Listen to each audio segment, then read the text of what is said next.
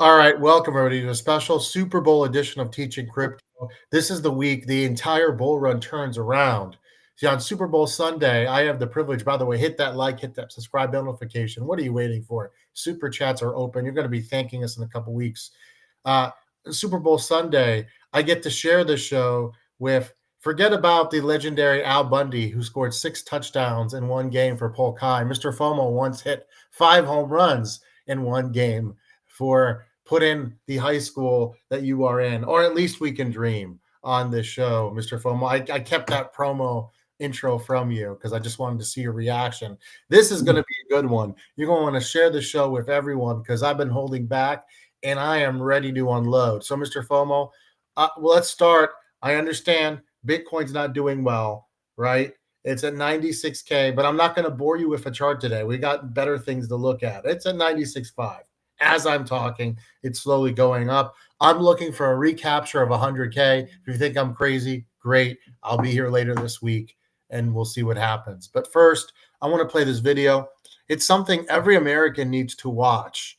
And I shared this video with you yesterday off the air, obviously. This is something I think we all need to be aware of, and they have changed the so look at this. They've changed the share option. Oh, okay. It's not as bad as I thought. On maybe I clicked the wrong button there, but let's try again. Oh boy. All right.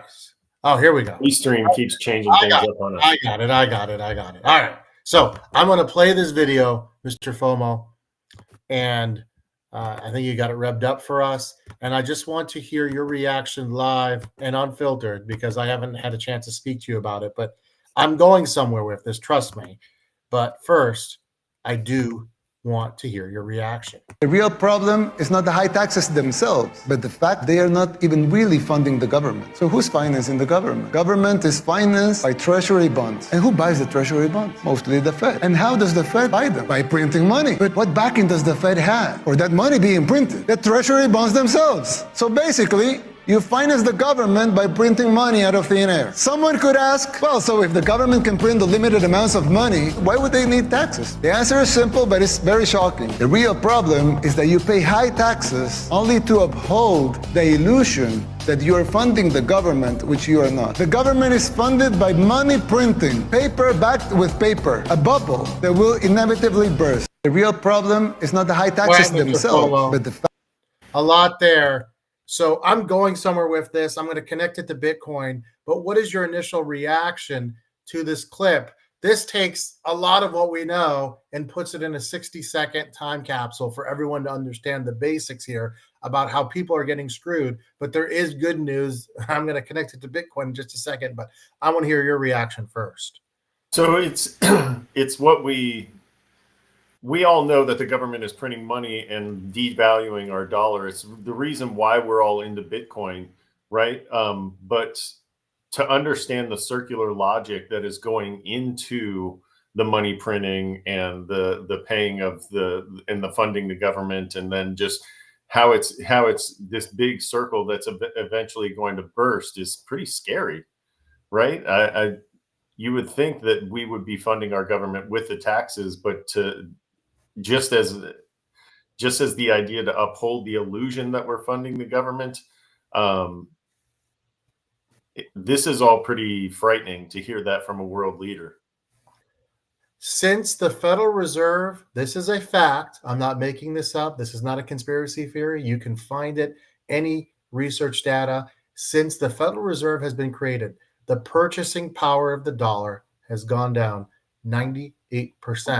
Not 9.8, 98%. Now, what you might say, why are you guys being so negative?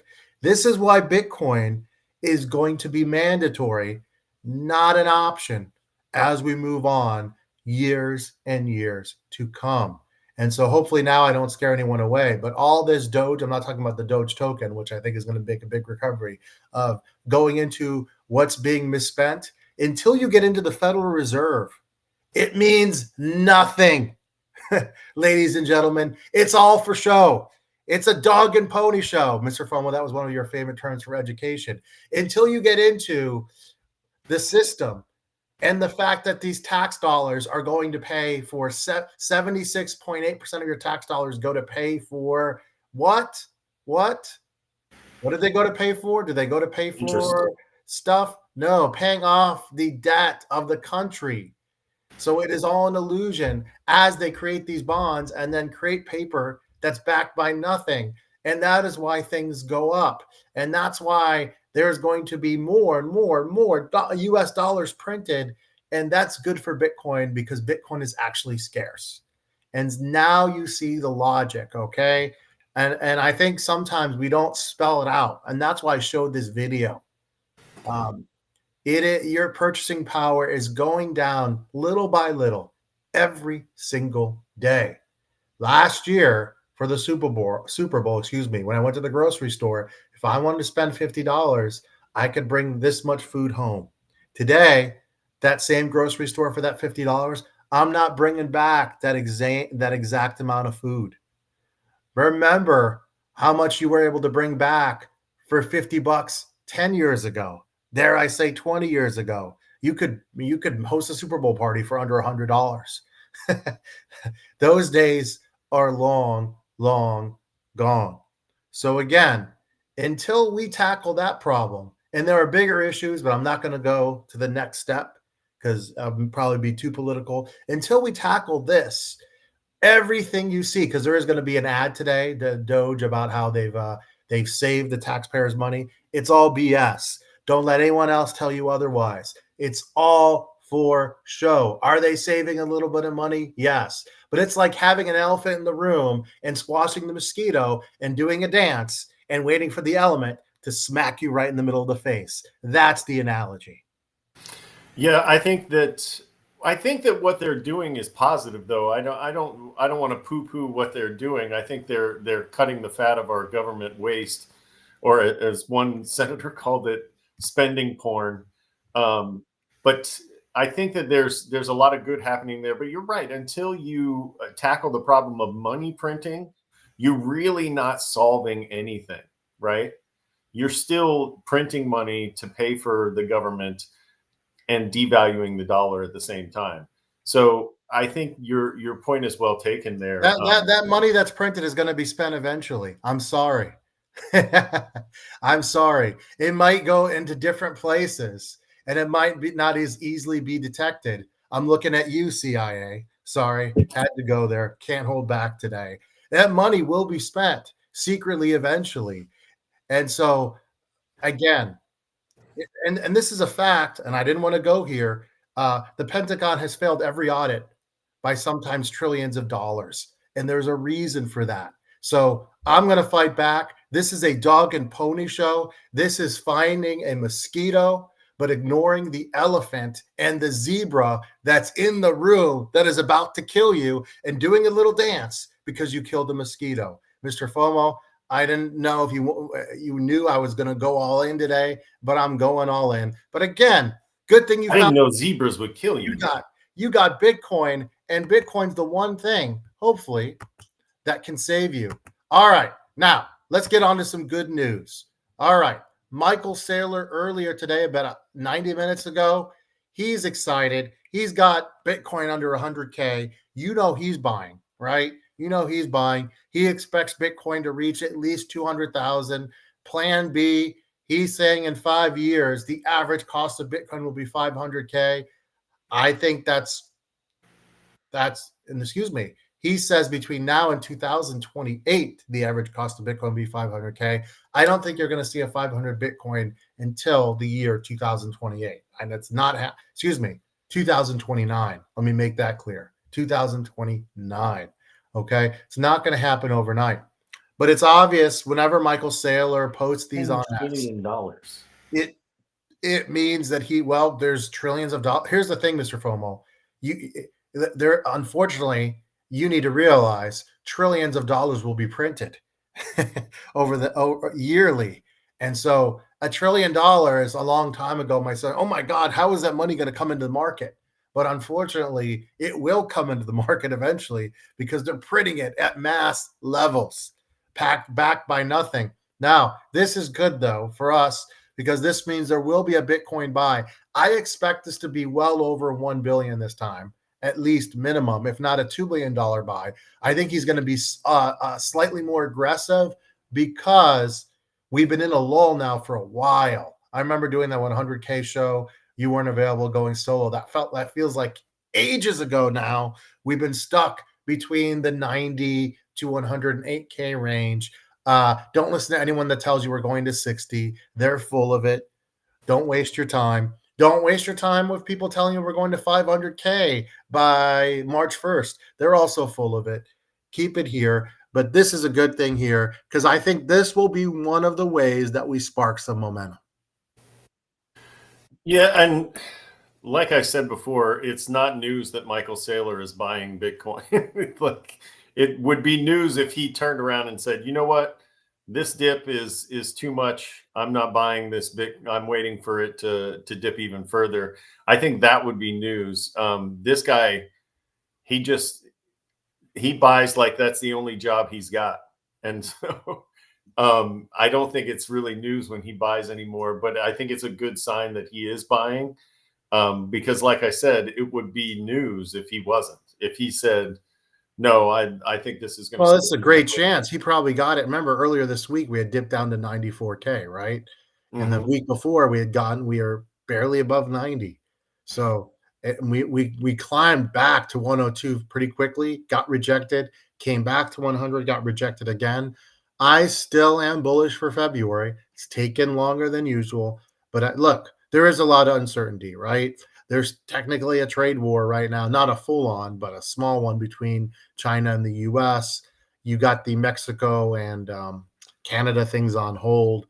Those are not good for the markets. The markets don't like uncertainty, but I still think we're going to have a bull run. Now, here's the other unpopular opinion that you don't want to hear, and I've been talking to some people that have been in crypto. Guys, if you're holding 12 or 14 tokens, not all of them are going to go. There's too many. I'm sorry. And I think we shared this on the last show, Mr. FOMO, about how many millions, or did we get to even share this? I don't think so. Yeah, how many millions of tokens have been created? It's too much, guys. It's too much. 98 to 99% of these are just trash. They might have real people behind them, some of them.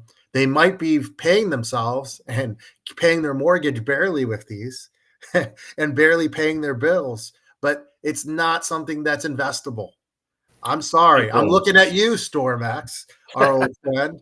It's just, and that's a real project, but for a real person.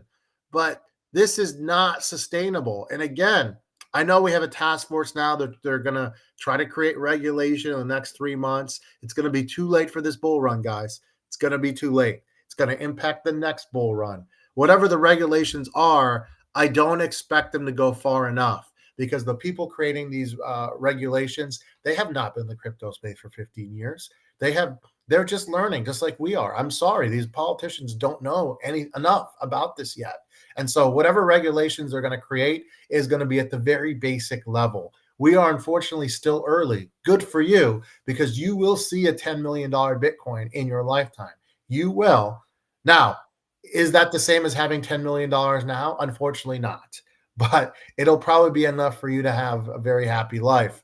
My point is, Mr. FOMO, you gotta really be honest. So yes, we have tokens, and we've talked about those tokens. In fact, on the next show, I think we're going to do a regroup and tell our viewers all the tokens that we own currently over the next couple months. But these tokens are not ones we are married to. If tonight, for example, iOS pumped to $2.50 to $3, I'm not staying in iOS network. If Dogecoin 3x's over 2 weeks, I'm not staying in Dogecoin. Don't let anyone convince you that you need to hold on to these things long term. It is pure manipulation and hype. No one needs these tokens to survive. Mr. FOMO's wife does not ask him on a Monday morning, where is our H-bar? Mr. FOMO's wife on a Friday night as they're watching a movie does not say, hey, did you get the XRP ready for the trip? Real world use case is still not there. Just because you can go on and flip some tokens and maybe play some games on a blockchain does not mean that people are using it or need it. This is a hype-based industry. And I'm sorry if that hurts your feelings, but the only thing real still, I love Sol. I love my ETH. I'm holding. And I still think ETH has a run to at least 6K. But people don't need ETH to live. Okay? Do you want to have Bitcoin if you're in a country where the government is oppressive and they can take away your stuff? Do you want it in a cold wallet? Absolutely. Do you want to have stable coins? Yes. Stable coins actually are one of the things besides Bitcoin that really actually, especially USDC, does have real value. I'm going to end my rant, Mr. Fomo. Go ahead. I think you're right. I think you're right on all fronts. I think that Bitcoin is the way to go when it comes down to brass tacks in this industry. A lot of this stuff, there's 11 million coins out there now. And I know you're trying to show something on the screen, so I'm going to pop over to that. But there's 11 million coins out there now. And most of them, like you said, are shit coins. They have zero value. They bring nothing to the table. If this were the regular market and these were showing up as companies, they wouldn't even be able to go public. They wouldn't even be able to breathe the idea of being traded in the US. But to your point where regulation is coming but not fast enough, do you really think an administration where the president and his wife both have meme coins are going to be incentivized? Which, by the way, let's be honest. Don't want to hurt anyone's feelings. They have no idea how these tokens operate at all. During a press conference, he said he didn't know anything about it. It plunged 20% during that press conference, and later someone told him, "Hey, post something about your token," and he posted it. So that's the reality, guys. Yeah, I think Trump will pump at some point in the next couple months, by the way, just based on hype. But it's not. There's no utility in that token. Not even in the crypto world. Forget about real. But that's most of the tokens out there, right? With 11 million on the market, that's a big problem, right? But I don't know that this administration and this Congress is going to be incentivized enough to bring real regulation that will say, hey, this is what you need to do to list a token in the US or for US investors. I just don't think it's going to go that far because, like I said, the president and his wife have meme coins of their own. So, but I don't know. I think regulation is needed. I think we do need someone to say, hey, you can't make all these coins, because 11 million, that's diluted the market. That's what's holding back our bull run right now, in my mind, is the fact that you've got people speculating on 11 million different shit coins out there. And the reality is there's just not enough money to go around to pump all of those. Really quickly, I'm not going to read this whole thing. Arthur Hayes isn't buying the hype around a U.S. Bitcoin strategic reserve. It's good to see all perspectives. He says it's a ticking time bomb. His take, government-controlled BTC would be a political toy, not a financial strategy. One administration buys, the next dumps, wrecking the market whenever convenient. A single signature could send prices crashing. Instead of securing Bitcoin's future, he argues, a government stockpile would create chaos, volatility, uncertainty. Bitcoin's strength is decentralization. Letting politicians control it defeats the purpose. So I somewhat agree, but I somewhat disagree. Over 4 years, the price will go up significantly. So, yeah, someone could sell and say, hey, look, it's done so well, let's capitalize. But also, people could push back and say, well, wait a minute. What is this going to be worth 8 to 12 years from now? You can't sell it all.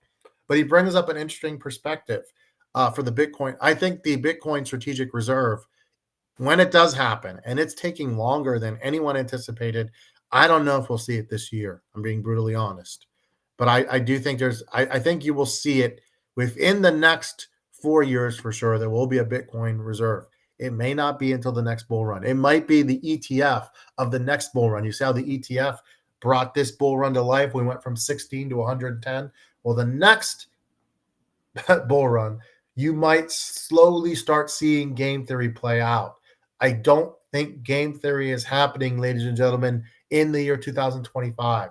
I think we're looking at 2028, 2029, and that's when you're going to see the 500K build up. I don't think we'll make it to 1 million until after 2030, probably 2032. And then beyond there, things will get really crazy. Who knows how much money will have been printed by then if we're still alive. Hopefully we're still alive, knock on wood, to see it. But this is an interesting perspective. I just wanted to get your feelings about this before we went off the air. I think when you talk about the future of Bitcoin, I think the scarcity cannot be ignored. When you think about all the Bitcoin that has been lost is sitting in a landfill somewhere, certain hacks, all these different things, the Satoshi's wallet, all these dormant wallets that will never open up again. And the fact that there's only 21 million of them. So and that's in total that will ever be made, that they haven't even been all made yet. And so I think by that time, by the time you get to 2032 and we're in our 50s, the scarcity is going to come into play, and you'll have to have governments that'll say, well, we have to buy other cryptos in order to stockpile because we can't get our hands on enough Bitcoin to make a difference. Yeah, and there's many different theories as to how much Bitcoin has been lost forever. I've seen as much as 5 million of the supply. We can't really prove that, but there is a decent amount that has been lost. Just know this, guys.